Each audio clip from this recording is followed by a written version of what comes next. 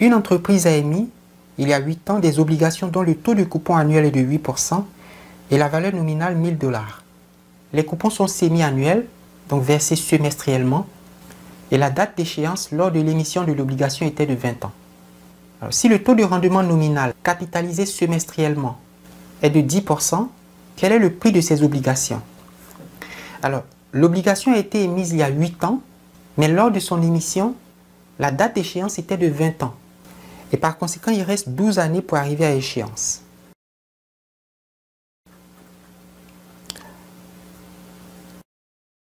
Et comme les coupons sont semestriels, on va faire 12 fois 2 égale à 24.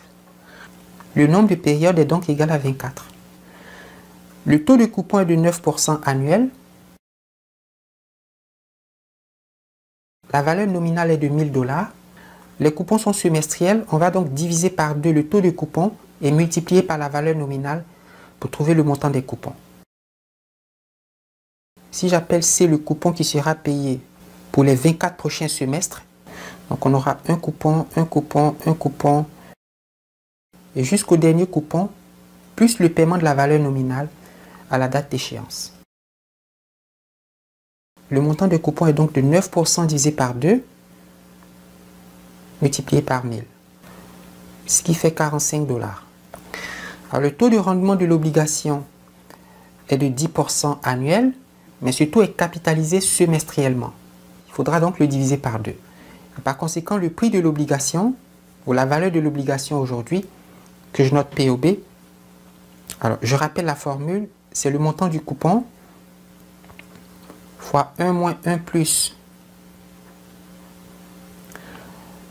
le taux de rendement de l'obligation, mais qu'il faut diviser par 2, exposant moins le nombre de périodes, divisé par le taux de l'obligation divisé par 2, plus la valeur nominale, fois 1 plus le taux de l'obligation divisé par 2, exposant moins n. Alors si on remplace les chiffres, le coupon vaut 45.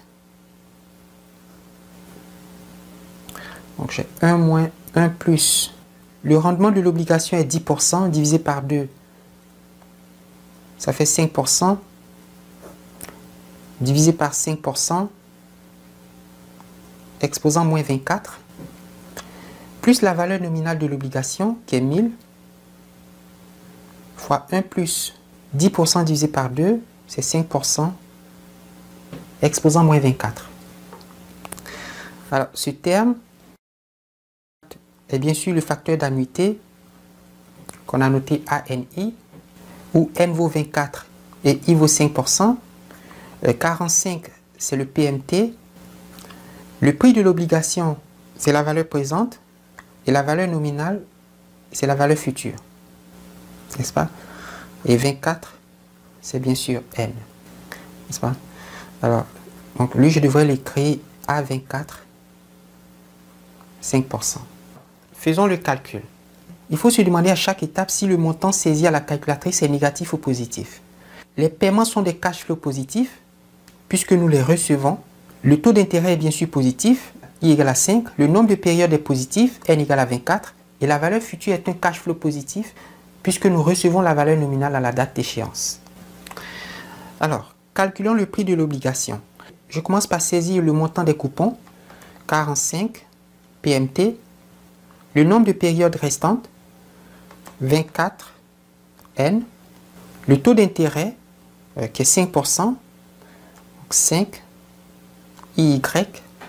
Et la valeur finale, la valeur définitive, la valeur future, la valeur nominale, 1000 FV. Et pour trouver le prix de l'obligation, on va appuyer sur Comp et PV. C'est un montant négatif puisqu'il faut payer, il faut débourser de l'argent pour acquérir ce titre. On va donc payer aujourd'hui 931 $. Et donc POB égale à 931 $.